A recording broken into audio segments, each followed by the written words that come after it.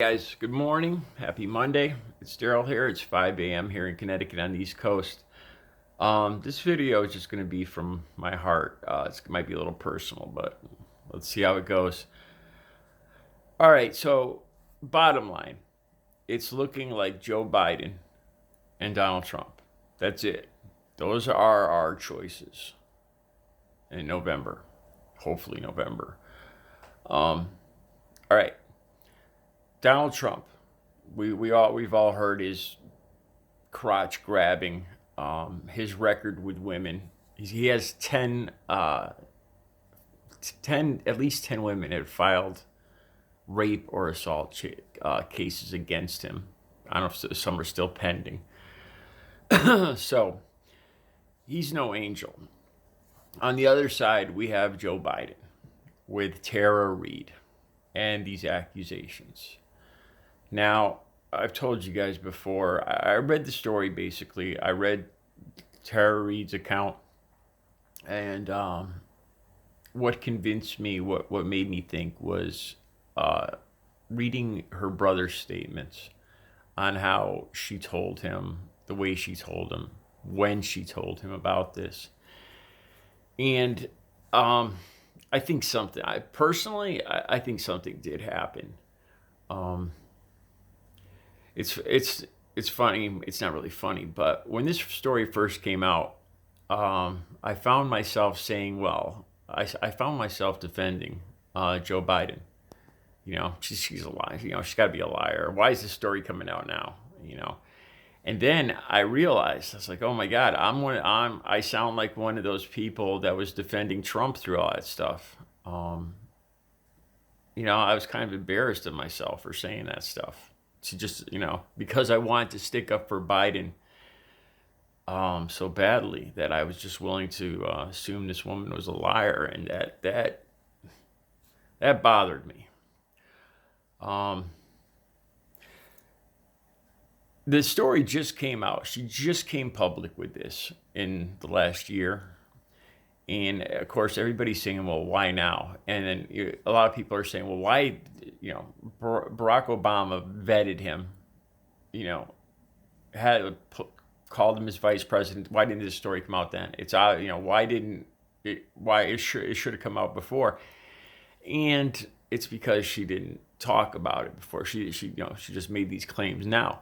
Well, why did she make these claims now? And as I've told you guys before, some stuff happened to me when I was young, when I was 11 years old. When I used to get drunk and high, I would tell my friends what happened, but I didn't tell my family. I didn't tell my mother until I think I was about 38 years old. That was 20, 25, 26 years later. And I could, without a doubt, I can understand why she took so long to say this. And then people have a problem with the way the story changed. Her versions kind of changed and mutated, and that I understand. You know, to be honest with you guys, I understand that too. What happened to me is it's hard to talk about. As an 11-year-old boy, you know, I think any assault victim, you blame yourself. You think right off the bat, you wonder what you did. Did I do or say something that, you know, I must have gave them some, you know, it must have been something I did. And it's a shitty feeling, man. It's a very shitty feeling. I mean, I could see how it could lead to suicide and stuff. But I could understand it's not something you want to talk about. It's something that you would release in little drips and drabs, like I said, when I was high or drinking. There's some parts of it that I would alter because the truth is just too fucking horrendous to tell you. I'm tempted right now to tell you guys. I'll go for it. All right.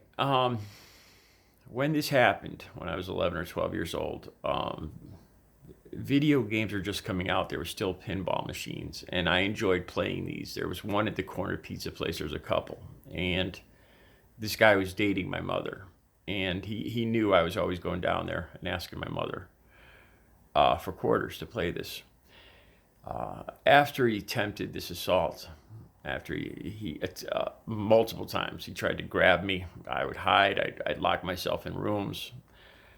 Finally, at 13 years old, I assaulted him. He came into my bedroom, and I beat him with a baseball bat. And that was the end of it. Seriously.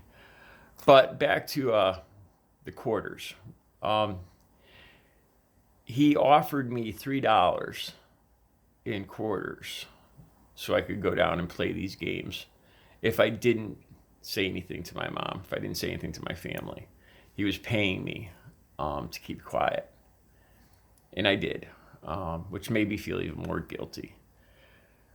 This is the first time I've ever told anybody that. It's a terrible feeling. And by accepting those quarters, I felt even worse. Yeah. So the story does come out in little dribs and drabs, and you change it because, like I said, the truth is so horrific. I can understand why sex assault survivors. I could understand. All right, back to Joe Biden and Donald Trump. So these are going to be this is reality. These are going to be our options: Donald Trump or Joe Biden. And then there's the spoiler, the libertarian. You'll have to excuse me. I can't remember his name off the bat. But those are the two. So basically your choices are going to be Donald Trump and Joe Biden. And it's looking like Joe Biden's going to have some baggage, and they're going to ride Joe Biden on this, just like with the emails too. It could quite possibly cost Biden the election. But so you're going to have basically three possibilities: Trump, Biden, or don't vote. Personally, I think not voting, it sucks. You know what? It sucks. The system is broken. Again, we're faced with this situation. This is our freedom to pick our leader. This is our choices right here. One definite sex abuser. One quite possibly somebody who does not know boundaries, Joe Biden. And these are our choices. It's bull, man. The system's broke. Like I was saying though, not voting, I don't see that as an option. Personally, I have to vote. I have to vote for somebody. I have to use this privilege I've been given. And it's, you know what? It's going to be the lesser of two evils. And I know I've read you guys' comments. And there's a lot of people that have a problem with this. Voting for the lesser of two evils and not voting for who you truly believe in. I've read your comments, like I said, and I read the comments saying that the system will continue. I'm more or less keep continuing this cycle by doing this, by voting for the lesser of two evils. At this point, I don't know what other options there are. You can vote for the libertarian, and it's starting to look like that'll be a vote for Trump. It's not much of a choice. It's really not. It's disappointing. To be honest with you guys, in the end, I'm going to vote for Biden. That's my personal choice, but all right. That's my thoughts today for Trump and Biden and the election in November. You guys have a good Monday. I'll talk to you soon.